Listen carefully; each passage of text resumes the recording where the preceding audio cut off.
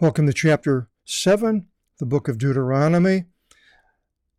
I'm doing this video on a different computer. Hopefully everything turns out as well as in the past. I've been working on a 2012 Mac Mini, which is probably slightly underpowered for what it needs to do these video seminars, but it wouldn't boot up, so I had to order a new one, which is okay.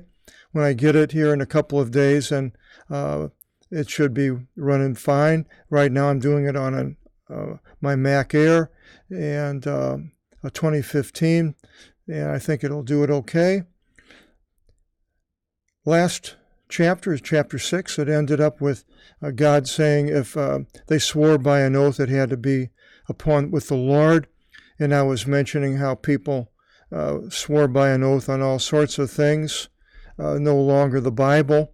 And then the next day I looked on the news, and a person that had won an election in Congress, I believe, or a state assembly, swore by a Dr. Seuss book, put his hand on a Dr. Seuss, which is a child's book.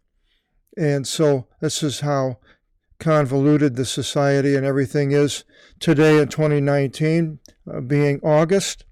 But anyway, continues here in chapter 7.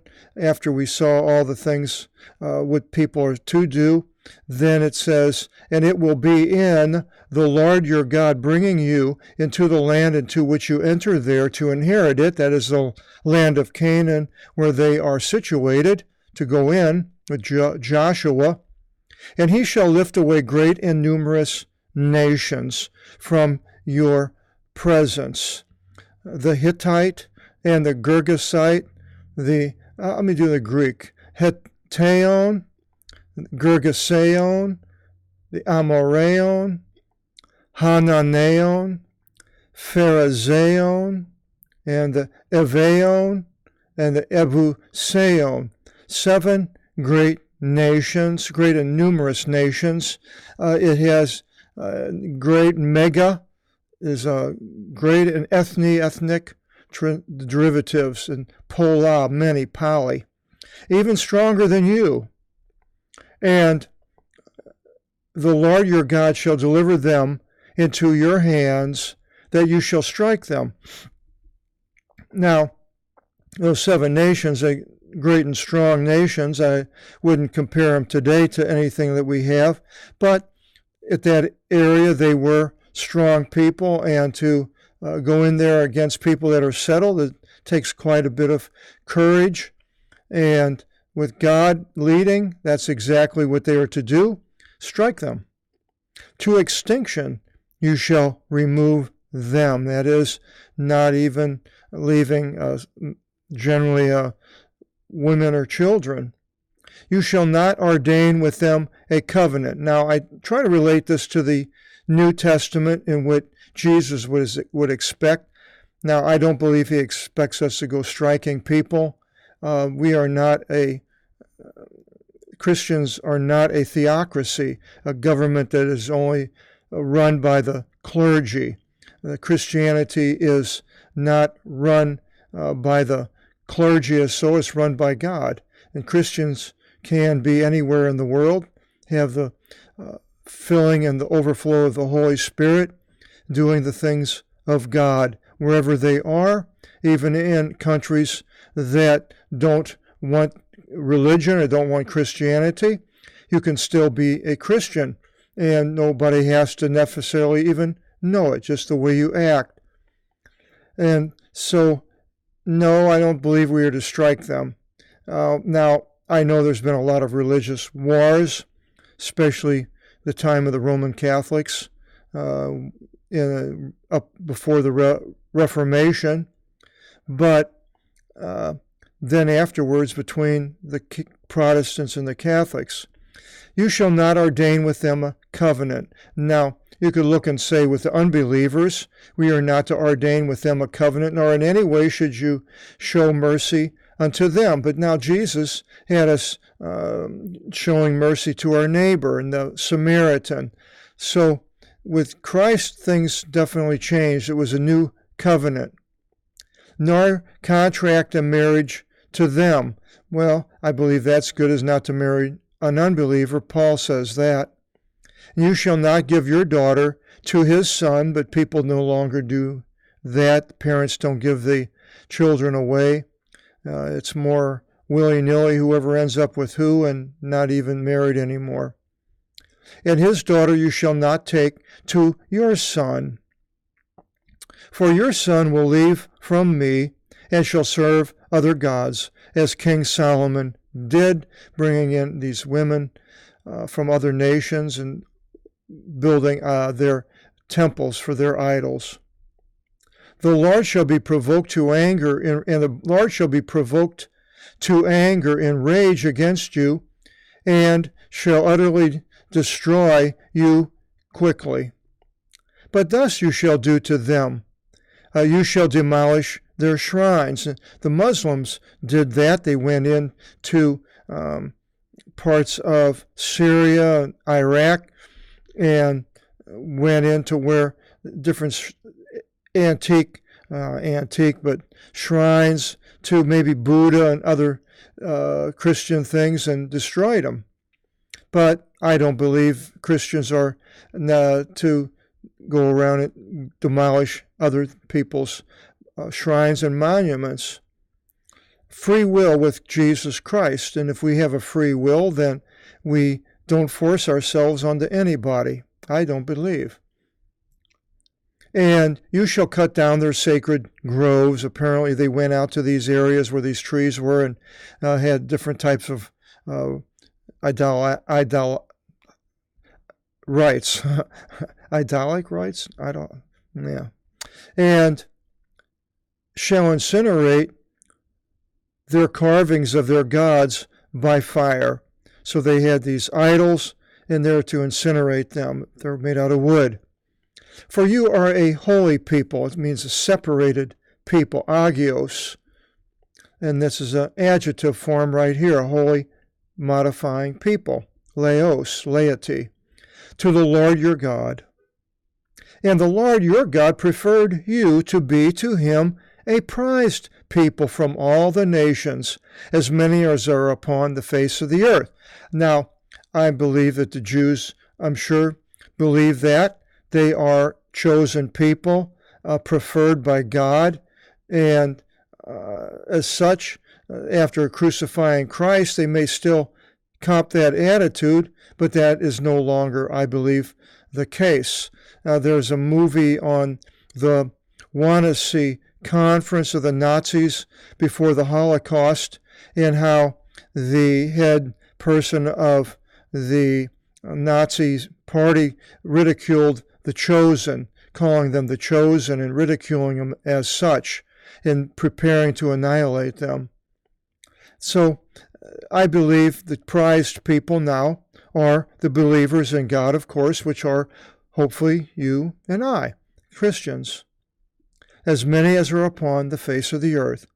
Not because you were more numerous than all the nations did the Lord prefer you and chose you, and there should be a parenthesis here, for you are ones very few of all the nations, but because the Lord loved you, and he loves us, the believers in Christ, and to observe the oath which he swore to your fathers.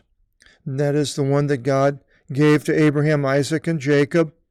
And the Lord led you by a fortified hand and by a high arm and ransomed you from out of a house of slavery, from out of the hand of Pharaoh, king of Egypt.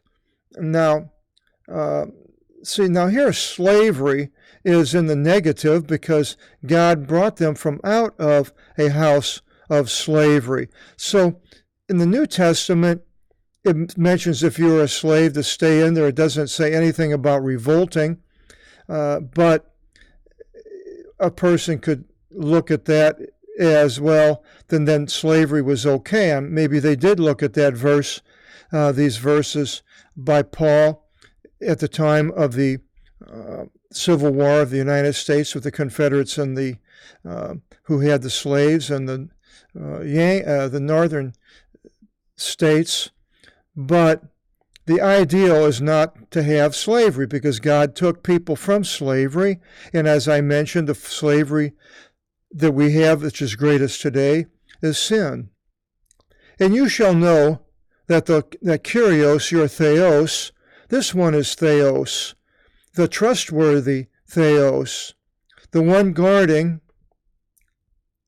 a covenant and mercy to the ones loving him, in which we are. So he has a covenant, a new covenant with us, and he shows mercy upon us, the forgiveness of sins, and to the ones guarding his commandments, and to 1,000 generations. Well, now a generation is generally 70 years, I believe. So if 1,000 would be 70,000 years, well, we haven't even come close to that. So the idea here is God will continue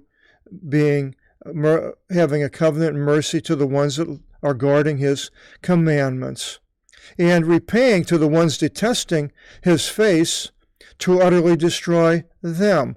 And I believe it the same way in the generations. The ones that crucified Christ are paying the penalty for doing that deed. And he shall not be slow to the ones detesting. If people detest Christ, he's not going to be slow to destroy them. By person he shall render what is due to them. So God is the one that's dealing with the unbelievers, the Jews that do not believe. I believe, I stay away from it. I don't condemn. I don't really feel it's my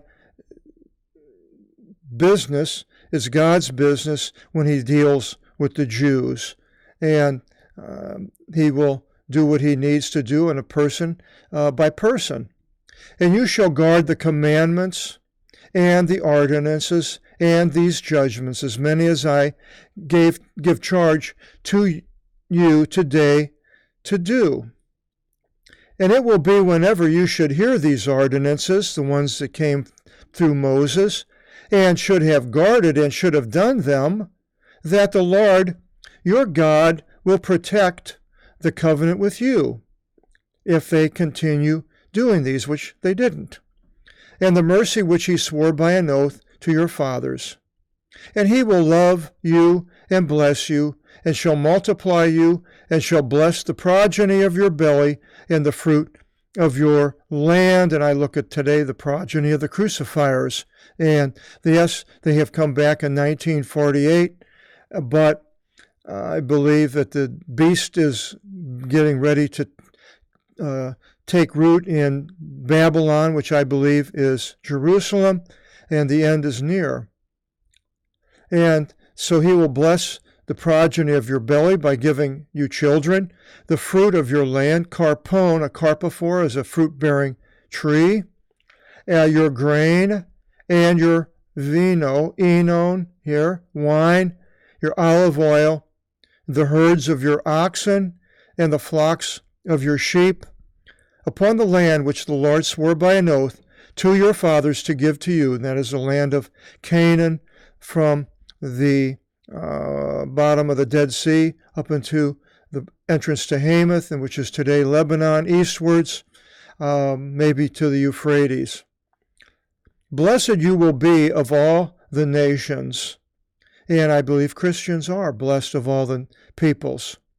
There will not be among you barren nor sterile. Now, there were barren and there were sterile, because we read in the New Testament, but the idea is that the obedience you will be better off, and you will have this attribute more so than people that are disobedient, I believe, even among your cattle. And the Lord shall remove from you every infirmity.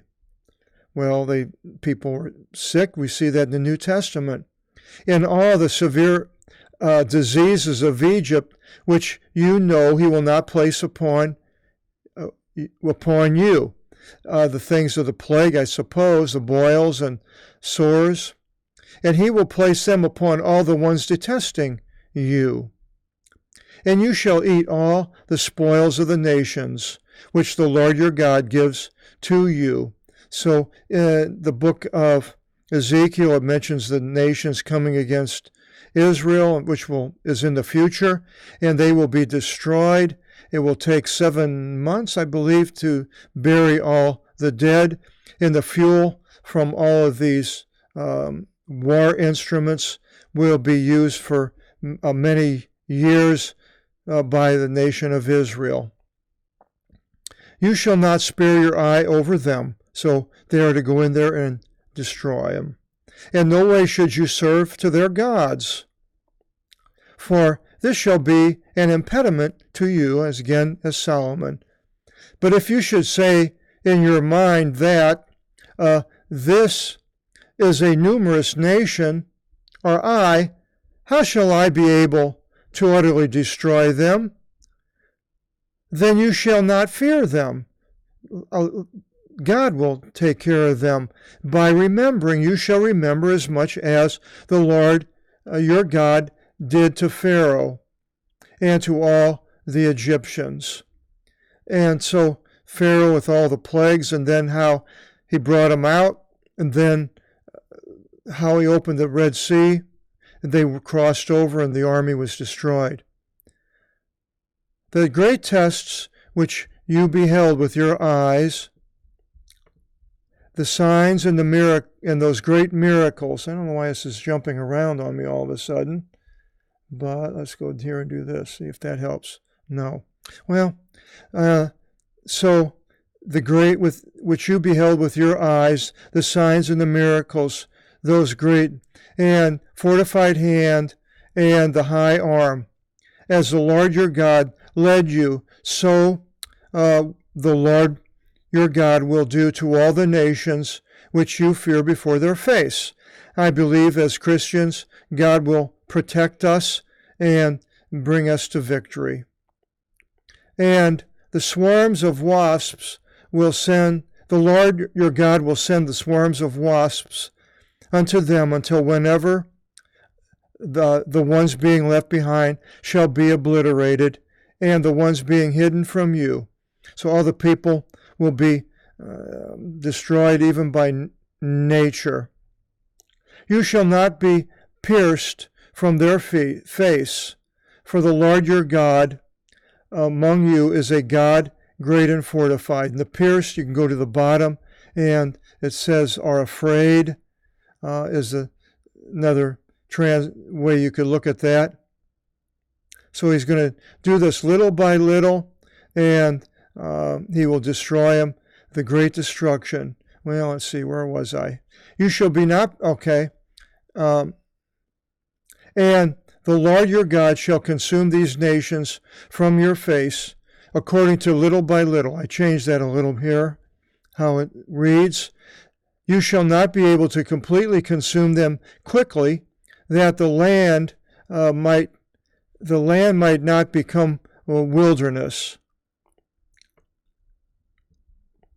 And the wild beasts should multiply upon you. So it's not going to be overnight. It's going to take time. And this is the way it happened to them when they went in. And the Lord your God delivered them into your hands. And you shall destroy them in a great destruction until whenever you should utterly destroy them. And he shall deliver up their kings into your hands, and he shall destroy their name under the heaven. We'll read about all these kings in the book of Joshua, which we'll get into next. Not shall anyone withstand against your face until whenever you should have utterly destroyed them. The carvings of their gods you shall incinerate in fire.